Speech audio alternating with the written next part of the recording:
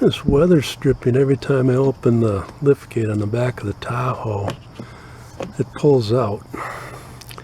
So, it looks like there's metal in there. So what I'm going to do is squish that down all the way along this piece.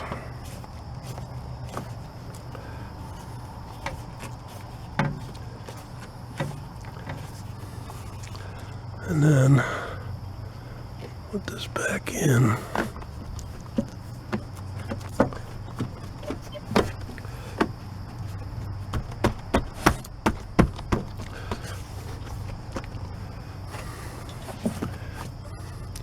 Oh, that's way tighter.